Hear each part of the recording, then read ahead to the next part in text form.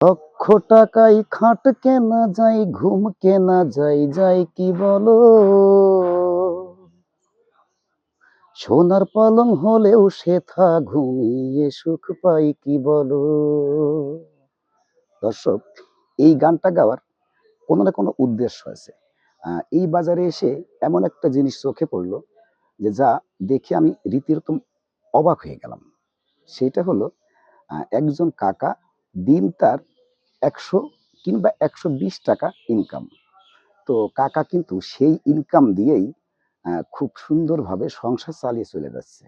মানুষ যদি মনে করে, আমরা জানি মানুষ মহাশয়।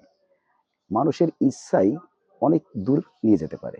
সেটা হলো মানুষ যদি ইচ্ছা করে যে আমি এই টাকা ইনকাম করছি, এই টাকার মধ্যে আমি কিন্তু সংসার চালিয়ে চলে যাব। সেটা কিন্তু মানুষের দ্বারাই সম্ভব।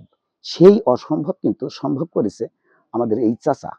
তো আজকে আমরা চাচার কাছে শুনবো যে চাচা দিন কেমন ইনকাম করে এবং চাচার মূল কর্মটা কি।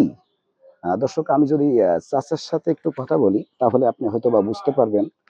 কাকা, আপনি এই এই ব্যবসা ছাড়া অন্য কোনো ইনকাম আছে আপনার? না, সেরম নেই। শুধু এই ব্যবসাটাই তো করেন, তাই না? তো এই ব্যবসা আপনার কেমন ইনকাম হয়?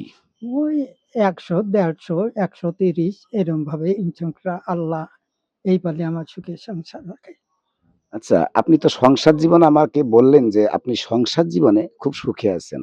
মানে আসলে আমি আশ্চর্য হয়ে গেছি এই কারণে যে আপনি বললেন যে অল্প টাকা ইনকাম করেও সুখ কিনতে পাওয়া যায়।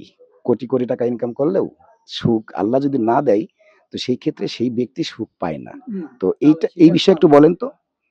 আমি আল্লাহর মধ্যে খুবই ভালোই আছি। এতে অল্প ইনকাম করে অল্পই আমার সুখ শান্তি আল্লাহ। আরেকটা কথা বলছিলেন যে আপনি এমন দিন আসেন যে আপনার কাছে গাড়ি ভাড়া থাকে না। না, দেখা যাচ্ছে ওইদিন আপনার কোনো ইনকামও হয়নি।